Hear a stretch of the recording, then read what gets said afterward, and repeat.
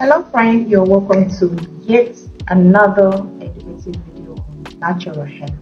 My name is Tara.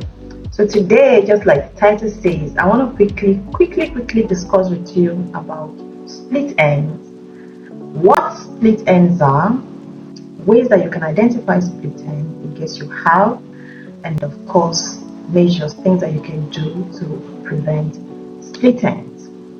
Like you're having trouble with your hair or you do not know what it is, then this video is definitely for you. You might want to watch till the end. So I have some things, some point jotted down here just in case you see me looking down. So first of all, what a split end? It's just a strand of a hair, like this pen, a strand of hair that has chosen to become two.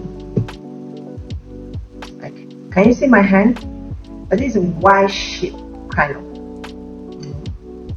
You're supposed to have a single strand, one, but this strand has chosen to be two.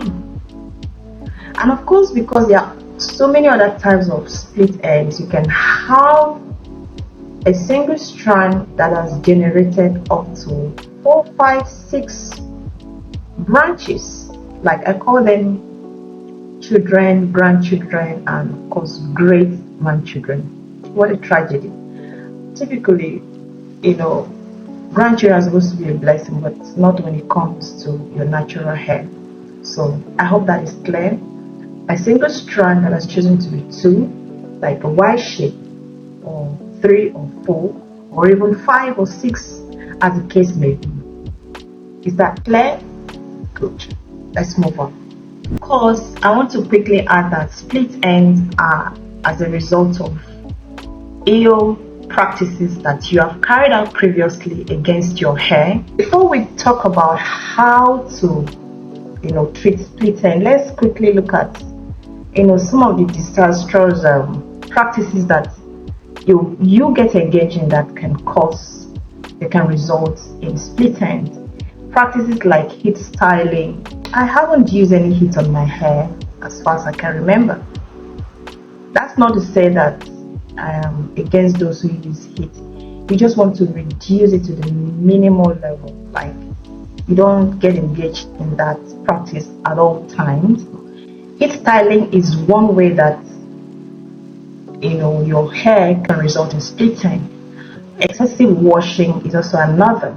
Like what I want to emphasize on this, you see, you cannot follow someone's routine. Like you need to know your hair for you. Some people, their hair can take, some other person, their hair can take like 2 weeks to be dirty. So copying that person's routine might not be suitable for your own hair. For instance, if your own hair takes like a week to be due for another round of washing, and you're following a routine of someone else whose hair takes like 2 weeks to be due for another round of washing, you'll be doing more harm to your hair. Like you'll be undoing yourself, you'll be undoing your hair by following that practice. So that's why we always preach that you should do what works for you.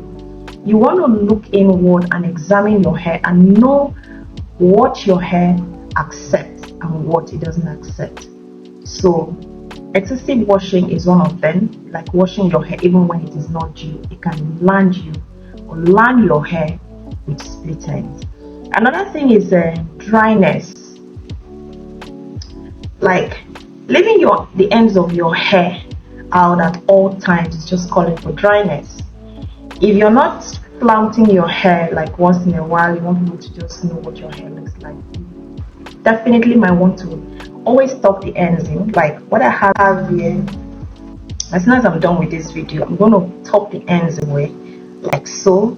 So you want to indulge in styles that can help hide the ends of your hair away from the effects of the sun, from environmental effect and all of that. I hope that is clear. Then of course you want to avoid the use of rubber bands. Like there are other cheaper alternatives of banding that you can use for your hair. Rubber bands, for instance, is very harsh on the hair. Like the friction it causes on the strands You will agree with me that for every time you use a rubber band, when you're taking it out of your hair, it comes along with a few strands of your hair. What do you think is happening there? It is a friction. It is, except you will take time to oil it. And of course, instead of going through all of that trouble, why not just get something suitable, like really suitable for your hair, like very cheap, I'll put a picture of some of the very affordable hair bands that you can get and use it to band your hair and stay away from things like rubber band. These are the few things. And of course, products. You want to watch out for the certain ingredients in product and know for yourself if these ingredients are actually suitable for your natural hair, because if you're actually exposing your hair to harsh chemicals in products, it's gonna do you more harm. You'll actually be undoing yourself instead of helping the growth of your hair.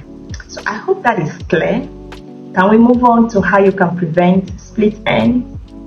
All right, let's move on. So let's move on to how you can treat split ends, or probably even prevent it from ever occurring. Unfortunately, I'm sorry to say, the only way out if you already have split end is trim. You've got to get a hold of this and trim through. So trimming is the only way out of split end. Now, here is what you need to know. Typically, split end affects the ends of your hair.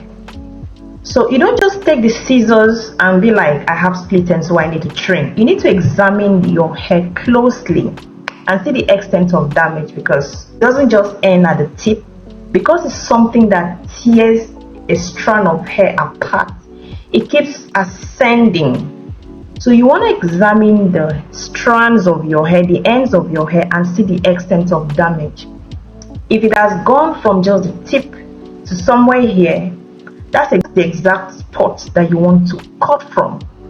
You don't just cut. If you cut and you still have a part of the split that is still remaining somewhere, it's going to keep tearing. To target the exact spot where the splitting ends and chop it off from there, you're probably going to save your hair.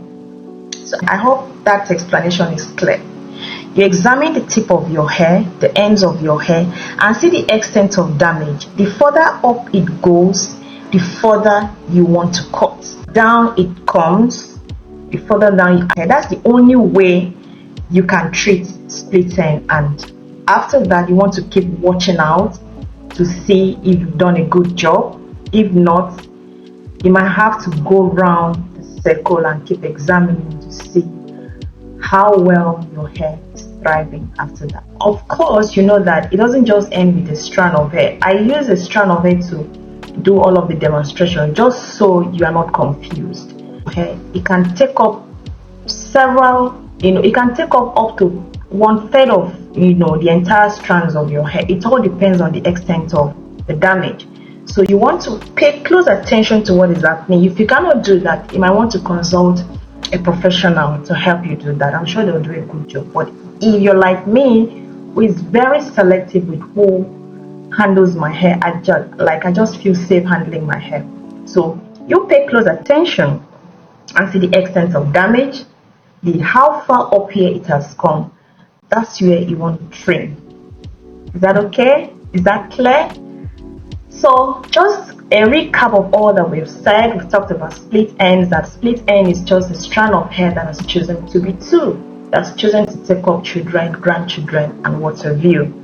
And we've talked of dryness and heat styling, chemicals, and excessive washing as some of the things that can result in split ends. And of course, the last but not the least, we talked of ways that you can handle split end in case you're already battling with it. So I hope you found something useful in this video. By the way, this was a request made by one of the subscribers, so I hope this answers your questions, and some videos are coming up that will tackle all of your burning questions. And thank you so much, and I'll see you again in my next video. Bye.